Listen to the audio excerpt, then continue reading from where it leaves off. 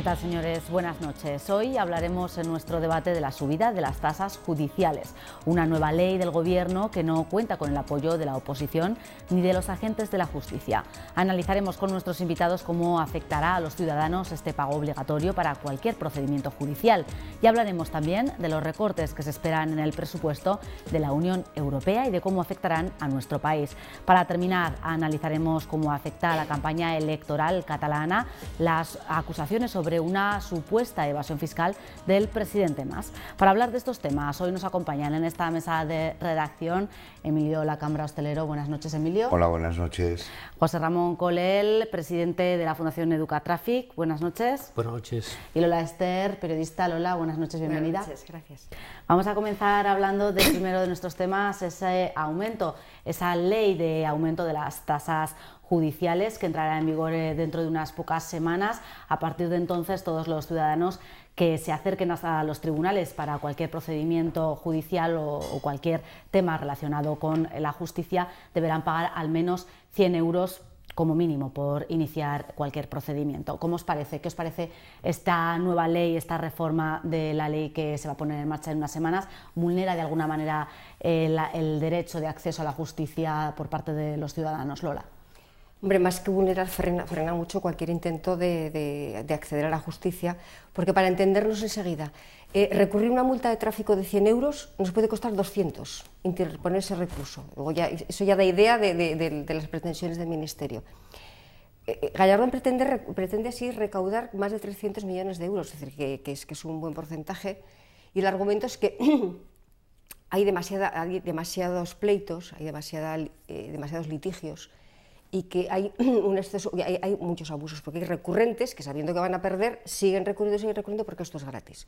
Yo lo del gratis lo pongo entre comillas, porque yo me quedé el otro día viendo un proceso de desahucio de una familia que debía 90.000 euros, no podían hacer frente a la hipoteca 90.000 euros, le había subido ya la deuda 12.000 euros más por el pago, por la morosidad de la deuda, por los intereses de la deuda y 36.000 euros en costas judiciales. Es decir, hablar de justicia gratuita cuando una pobre familia que no puede pagar la hipoteca le sube a 36.000 euros las costas judiciales, yo no sé dónde está la gratuidad y vamos, las intenciones de poner un freno, en fin, a que los juzgados no se llenen, porque es que están llenos, los jueces no llegan, bueno, pues no llegan los jueces, pues pongan ustedes más jueces. Es verdad que hay que frenar un poco, porque cualquiera pone una demanda, cualquiera pone una querella, bien, un cierto freno. Pero yo creo que para poner ese cierto freno no hace falta subir las tasas, sino, en fin, modificar las leyes, la normativa para que esos abusos no se cometan, nada más. José Ramón, ¿se debería modificar, como dice Lola, la normativa o existiría también la posibilidad de poner tasas en los recursos en lugar de simplemente en el primer acercamiento? A ver, yo creo que es una medida lógicamente disuasoria, ¿no? Que lo que con esto se va a conseguir que muchísima gente, especialmente la gente con menos recursos, no pueda ejercer el derecho a un derecho justo, a un juicio justo o presentar una alegación o lo que sea, ¿no? Entonces ese tema para mí me parece que va en contra de la gente, porque una persona que tenga muchos recursos lógicamente no va a tener ninguna dificultad en decir, oye, esto voy a poner aquí mis abogados y que esto salga adelante. Entonces es una medida además para otro impuesto recaudatorio más, porque pues donde no hay, pues hay que sacar. De alguna manera, pues entonces de alguna manera es una forma de subvencionar, de conseguir que la justicia se autofinancie, ¿entiendes? Entonces a mí me parece que ese es el tema.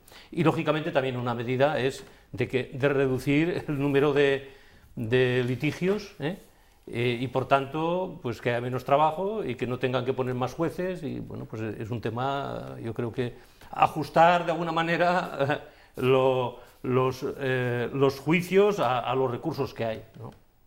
Y se va a quedar mucha gente sin poder poner ningún recurso si eso sale adelante, porque en este momento el gobierno se empeña en que sí y bueno, y la oposición que dice que a esto, cuidado, que esto no tiene que salir adelante. Bueno, no solo la oposición, también todos los jueces, los secretarios judiciales también están todos en contra de esta medida. El titular es justicia solo para los ricos. Ese es el titular. Y yo apuntaría además a todo lo que han dicho mis compañeros, es lo que la misma judicatura está diciendo, en estos momentos los juzgados están colapsados con los procesos de desahucio. Entonces, estamos pagando una justicia, todos los ciudadanos, para ser utilizada exclusivamente por los bancos para desahuciar. Entonces, a mí eso ya me parece escandaloso. Entonces, si los juzgados es verdad que están colapsados por todos los procesos de desahucio, aplíquense a esos bancos que están utilizando los servicios de la justicia española y además masivamente en estos tiempos, que paguen ellos. Pero que es que en este país seguimos estando gobernados por la banca a través de un partido que gobierna, y no me refiero a este partido, sino los que gobiernan en España parece que tienen que pedir permiso a la banca. Y ahora mismo estamos con el tema de los desahucios que discutimos el jueves pasado, con la banca, es decir, es que se está haciendo todo en función de lo que dicen los señores banqueros, y los señores banqueros en estos momentos, para mí, son casi unos delincuentes. Entonces, gobernar en función de las necesidades de unos supuestos delincuentes, hombre, me parece muy fuerte. Pero fíjate, mientras estamos haciendo leyes para acabar con la violencia doméstica y animando a las mujeres que denuncien el maltrato, al tiempo que estamos animando, estamos frenando que acaben el proceso, porque se les va a cobrar 800 euros por abrir un proceso. Es decir, entonces, ¿de qué estamos hablando? Claro que se establecen los frenos, claro que hay unas tasas que no, pues mucha gente no puede hacer frente. ¿Y qué pasa? ¿Que eso significa que tienes que quedarte aguantando carros y carretas? Pues, en fin, a mí, me parece injusto. La palabra delincuentes que ha dicho... No he dicho supuestos delincuentes, no, me ha no parecido he dicho un poco delincuentes, fuerte. supuestos. Yo creo que es el sistema que tenemos implantado, que de alguna manera está viciado. Entonces, pues, ¿qué hacen los jueces? Pues aplicar las leyes. Sí, ¿Las sí. leyes cuáles son? Pues es que más injustas no pueden ser. No, pero fijaros un contrasentido, es decir, la política está judicializada a extremos imposibles. O sea, son los propios políticos los que acaban judicializando todos los asuntos. Y una vez que están los juzgados llenos hasta los topes de casos, dicen, no, que ahora no puede ser porque todo esto no puede ser gratuito. Marcha atrás. Pero claro, los partidos y los políticos sí que pueden hacer frente a este tipo de cosas, pero los demás... Sí, sí. Es decir, no puede ser que acabes judicializando todo y luego te vayas... Pero el colapso depende también de... O sea, ¿es porque hay muchos litigios abiertos o es porque también haría falta renovar muchos de las infraestructuras, de equipamientos? Porque, bueno, siempre... Sí, hombre, los jueces están pidiendo que necesitan más jueces. Sí, de hecho, en estos también. momentos hay montones de jueces interinos. Hombre, yo tengo una sobrina que está de juez interina y no es jueza de oposición, pero quiero decir, pero si a eso le añades en esta coyuntura el montón de desahucios que están, y que un desahucio, estos días lo hemos visto en la tele, o sea, exige la presencia de 2 funcionarios del juzgado, desplazarse hacia el sitio donde van a desahuciar, quiero decir, y esas horas que están trabajando ahí no la pueden dedicar a otra. A la vez el juez... Pero, Emilio, ya no es solo desahucio. Fíjate tú los juzgados de lo social con el asunto de ERES, despidos, cierres, sí, etcétera. Que es verdad que parece que estas tasas van a dejar un poco al margen todos estos casos. Pero claro, si están colapsados, ¿cómo no van a estar colapsados? Si estamos en un proceso tremendo en todos los sentidos, laboral, económico, político, de todas maneras. En lo laboral no están exentos, ¿eh? Hay una parte que dará más o menos... No, tienes razón, en lo laboral no están exentos. En laboral, claro. o sea,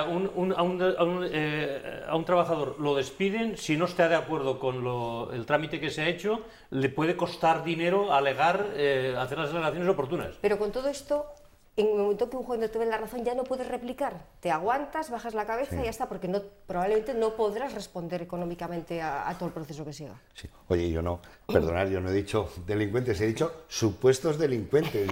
El matiz está bien. Bueno, pero en todo caso sí que es verdad que todos estáis de acuerdo en que va a frenar, por ejemplo, en el caso que ponía José Ramón, el caso de que un trabajador quiera poner una denuncia porque le han despedido de cierta manera que él no considera adecuada, quizá esa persona se lo piense 2 veces antes de ir porque le va a salir más caro eso que a lo mejor el finiquito que le han podido dar. Y fíjate, el caso de una multa de tráfico. ¿Quién recurre a una multa de tráfico? Vamos, a mí no se me ocurrirá, sobre todo porque me va a costar más dinero. Y yo he recurrido a multas de tráfico porque no he estado de acuerdo, las he recurrido. Y aún en algún caso las he ganado. Pero claro, que cualquiera se enfrenta a pagar el doble de lo que te puede costar una multa, o el triple. Claro. Es que no. ¿Y qué se puede hacer algo? Al final esto puede tener marcha atrás porque ya está la norma se va a poner en vigor. No se ha puesto en vigor porque les faltaban los impresos y los documentos, que ya es una risa, ¿no? Que el Ministerio no tenga impresos y documentos.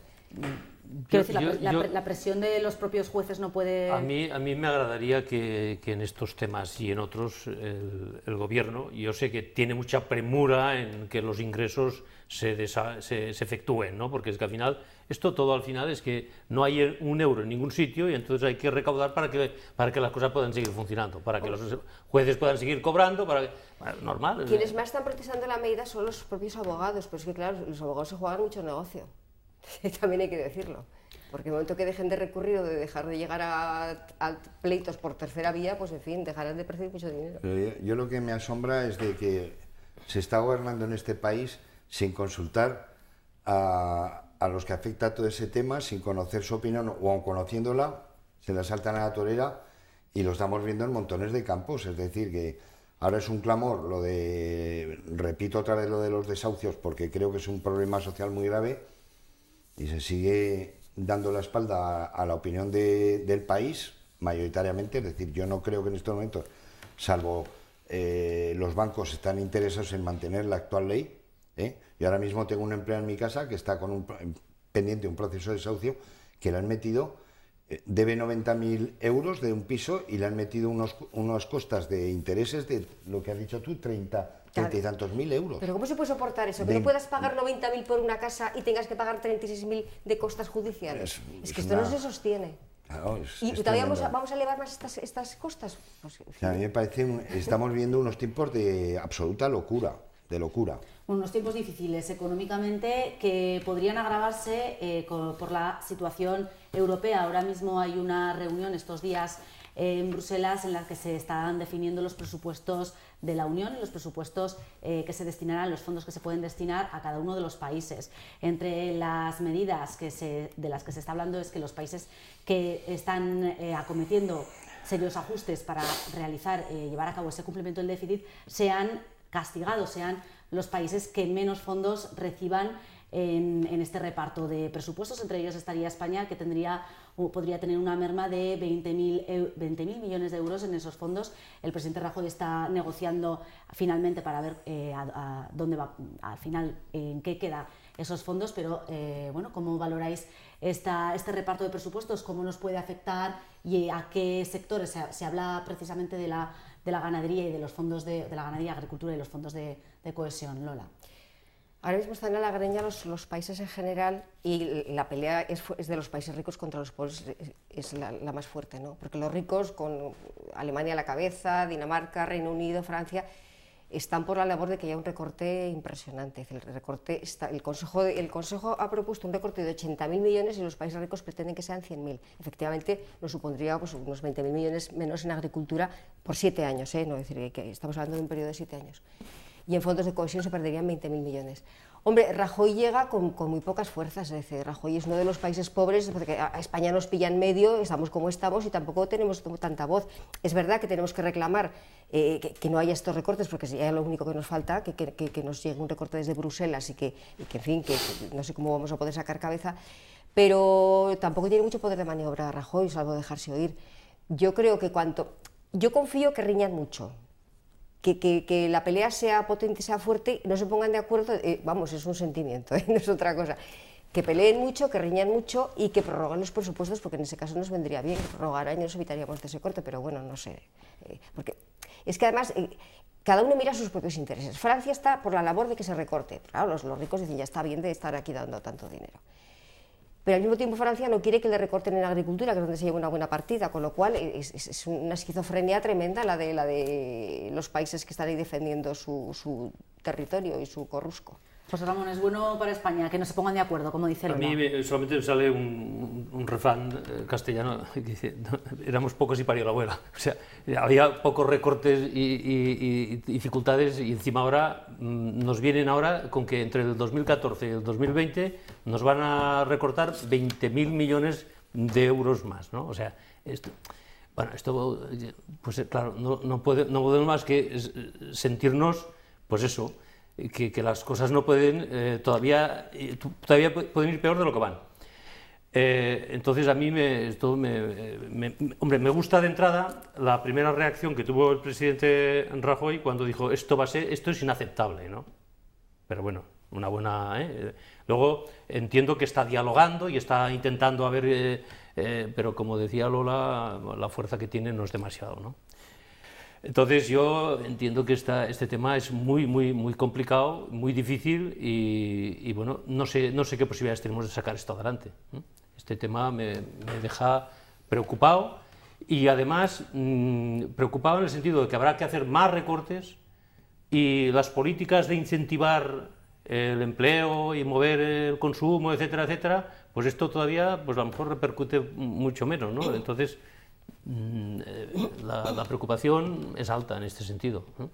Y está afectando a un sector que en medio de la crisis económica se mantenía relativamente bien, pero claro, si el hachazo que le van a dar al sector agrícola es de ese dinero, puede ser terrible, porque quiero decir,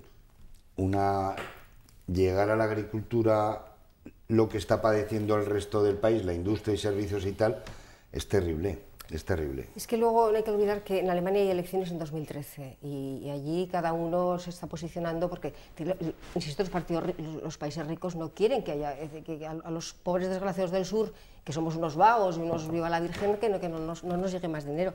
Y ese es el discurso de los políticos a la hora de hacer elecciones y de defender su política ante el electorado. Y entonces estamos en un momento peligroso, sobre todo porque en Alemania hay elecciones y están defendiendo precisamente esta política de recortes. A mí, en cualquier caso, el hecho de que el presidente en este momento de España, Rajoy, esté por la labor de no aceptar este tema así por las buenas y de entrada y haga todos los esfuerzos posibles, de lo que sea, de decir que es inaceptable, de poner un manotazo encima de la mesa, de enfadarse, lo que sea, con tal de dejar de ser niños buenos y hacer todo lo que diga, pues lo que decimos, la señora Merkel y quien sea, ¿no? Pero puede dar resultado esa posición que nos comentaba José Luis, si realmente José Ramón, perdona, si realmente Rajoy se plantase y dijese no. A mí es que me sorprendería de entrada ver a Rajoy dando un puñetazo en la mesa, sinceramente. Creo que sí, se le habría parecido algo raro, no sé, no lo veo dando puñetazos en la mesa. Además, mucho me temo que vayan con una posición bastante más constructiva, más dialogante, más de consenso, más de hacerse oír. Primero es que no tiene fuerza, por un lado, es decir, reclamar. Hombre, ahora mismo hay una pelea ahora bastante fuerte entre Bruselas y el Fondo Monetario Internacional, porque el Fondo Monetario Internacional está diciendo a Europa ser un poco más generosos con Grecia, porque en el momento que empecemos a resolver los problemas de Grecia, empezaremos a resolver todo. Entonces, desde el Fondo Monetario Internacional hay ahora mismo una cierta crisis, o sea, una crisis bastante potente con Europa por esto. Yo no sé si este presupuesto puede ya acabar de romper un poco esa sintonía que existe ahora mismo, pero probablemente... Es que me gustaría ya dejar de ser niño bueno. O sea, el gobierno de Aragón es niño bueno recortamos los que mejor, sí, cumplimos los que mejor, los que no sé. España, lo que dice Europa, vamos, se lo apuntan todo y lo cumplen al dedillo. Vale ya, oiga, hagamos alguna otra cosa que se salga de lo correcto. Dejemos de ser niños buenos, ¿no? Y hagamos alguna rebelión ya de decir, oiga, no, mire, además de recortar, aquí hay que empezar a incentivar otras cosas. Y políticas de empleo, y políticas de consumo, y políticas de no sé qué. Oiga, es que si no, esto al final va a ser...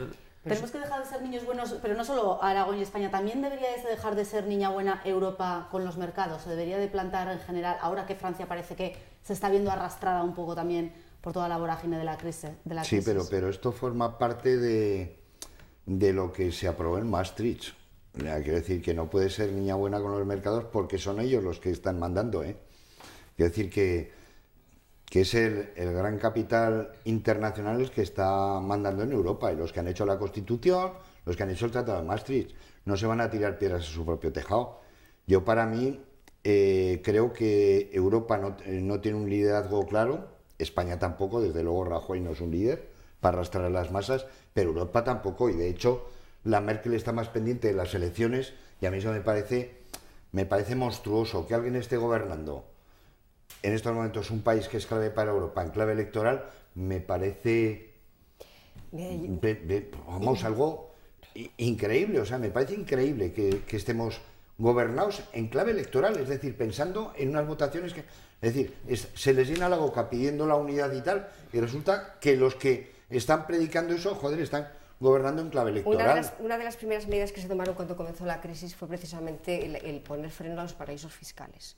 Y de alguna manera, en fin, de sacar a la superficie las cuentas opacas y todos los dineros que se defraudaban en los países. No se ha hecho absolutamente nada. Es más, hay un ciudadano que destapó el mayor fraude de Europa, 130 y tantas mil cuentas opacas en Suiza, y está en una cárcel española esperando que le extraditen.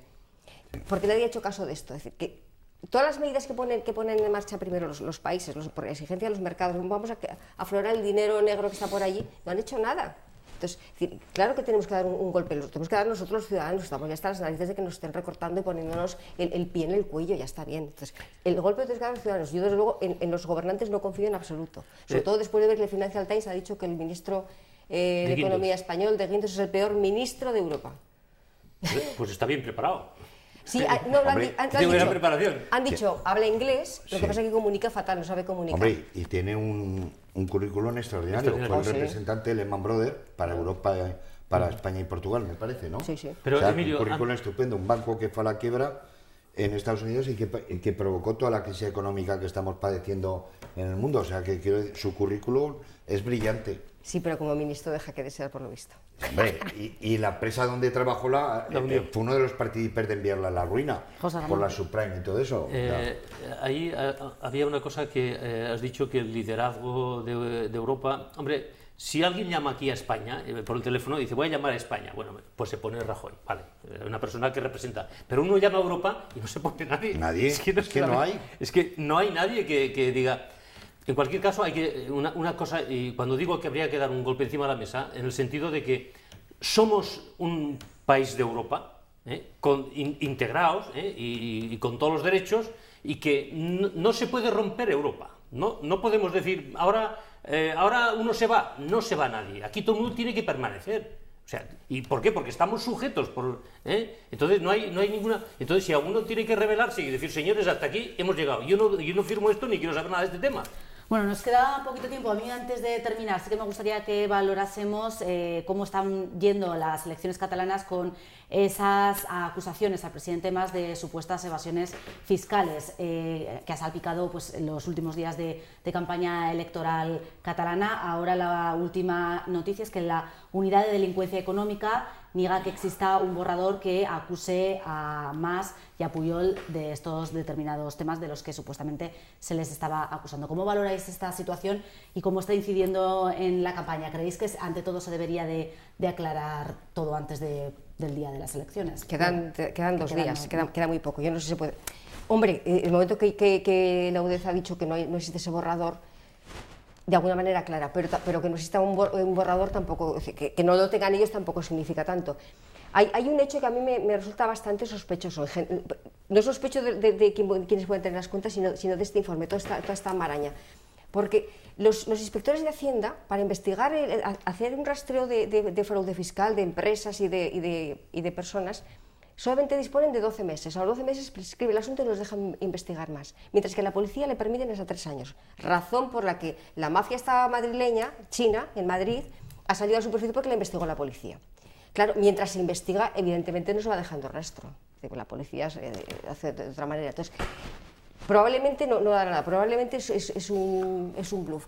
Pero bueno, en todo caso, yo no sé si se ha hecho o no ha tenido su cometido en las elecciones, pero en los últimos días hasta el ministro Montoro ha metido el dedo en la llaga sobre el asunto de las cuentas. Luego sí que ha incidido y bastante. José Ramón, rápidamente. A mí que un informe como este que ha publicado el periódico El Mundo salga, irrumpa en plenas campaña electoral, a mí lo que me crea es una incertidumbre, que posiblemente es lo que han pretendido crear a los votantes de CiU. Entonces a mí eso me merece cierta sospecha.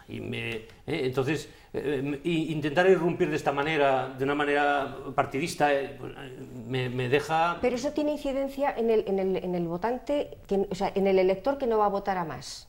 Tiene una cierta incidencia. En el elector que va a votar a Mas, que le va a votar igual, exactamente igual... ¿Tú crees? Sí, no tengo ninguna duda. En el elector que va a votar a Mas le va a pesar más el papel de víctima que va a jugar a partir de ahora más, que ha sido víctima de un complot, si es que lo ha sido, de todo lo demás. Con lo cual, aquí los papeles los veo un poco enrevesados, lo de los intereses. Yo de todas maneras invitaría a nuestros oyentes o televidentes que entren en una página de Google que se llama, es una revista virtual catalana que se llama Café and Jet.